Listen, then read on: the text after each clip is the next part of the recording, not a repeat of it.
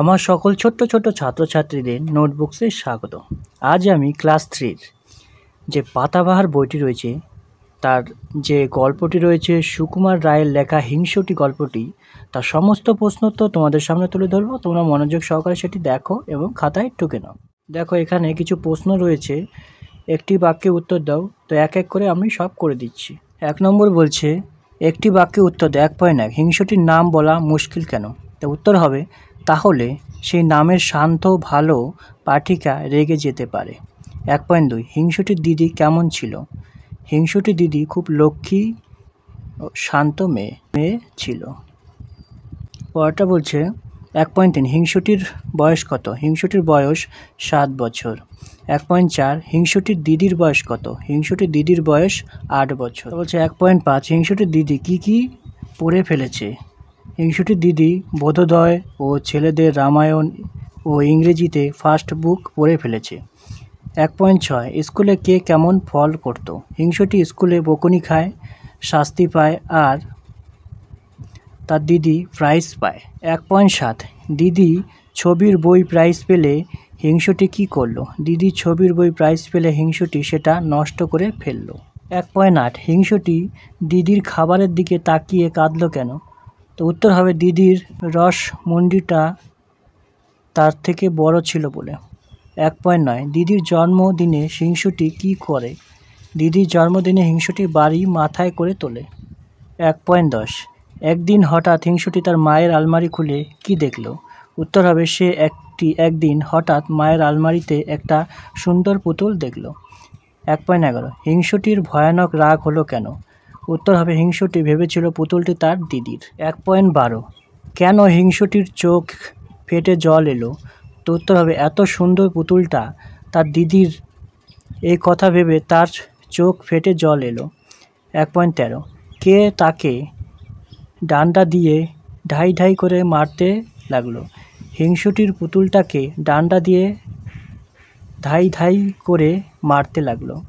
1.14 মারার পর সে কী করলো? উত্তর হবে, মারার পর সে পুতুলটাকে বাক্সে তুলে রাখলো।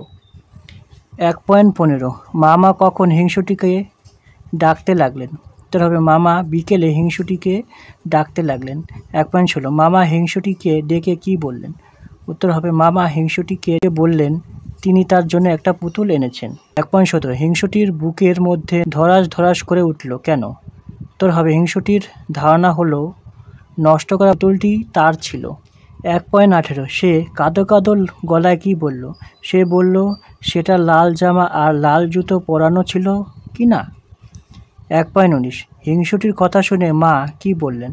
হিংসুটির কথা শুনে মা জানতে চাইলেন যে সে পুতুলটা দেখেছে কিনা। 1.20 হিংসুটি ভ্যা করে কেঁদে এক দৌড়ে পালিয়ে গেল কেন?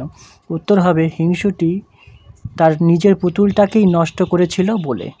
তবে 2 নম্বর বলছে, ক স্তম্ভের সঙ্গে খ স্তম্ভ মেলাও। ক এবং খ, এখানে দেখো কিছু দেওয়া রয়েছে, শব্দ দেওয়া রয়েছে, এখানে শব্দ মিলাতে হবে।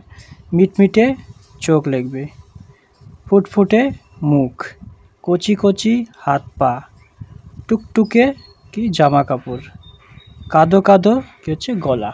এইভাবে তোমরা মিলিয়ে নাও। তবে 3 নম্বরে বলছে, উপযুক্ত শব্দ বসিয়ে শূন্যস্থান পূরণ করো।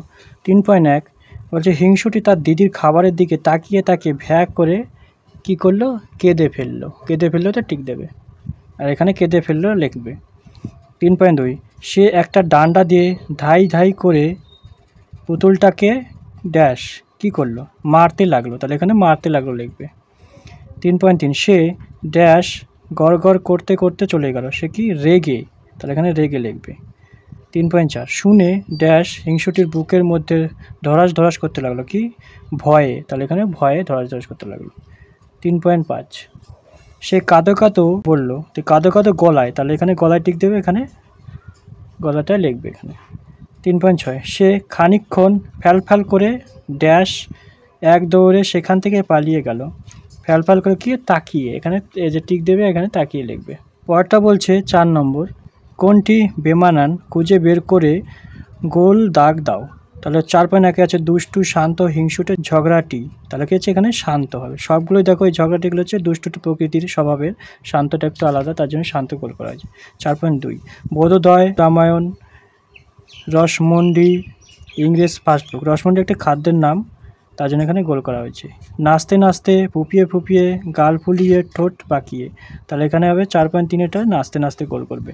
4.4 মা মামা দিদি হিংসুটি, তবে এটা হচ্ছে একটা সম্পর্কের মধ্যে, আর হিংসুটি একটা আলাদা রকম, তা হচ্ছে হিংসুটি। 4.5 বাক্স আলমারি মলাট পুতুল, তাহলে এই চারটার মধ্যে মলাটটা একটু আলাদা, তাই যে মলাটে গোল করা হয়েছে। 5 নম্বর বলছে হিংসুটির দিদিকে লক্ষ্মী মেয়ে বলা হয়েছে কেন? তা উত্তর হবে হিংসুটির দিদি ছিল শান্ত, লক্ষ্মী, পড়াশোনা করত আর কাউকে হিংসা করতো না, তাই তাকে লক্ষ্মী মেয়ে বলা হয়েছে।